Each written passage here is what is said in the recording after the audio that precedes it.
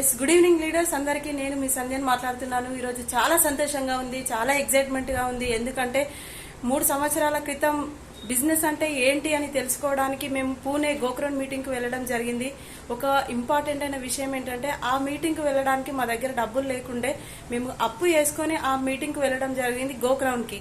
కానీ చూడండి లీడర్స్, ఈ రోజు 3 సంవత్సరాల తర్వాత అదే పూణే మీటింగ్ కి నా కొడుకు గెస్ట్ స్పీకర్ గా పూణేకి వెళ్ళడం జరుగుతుంది.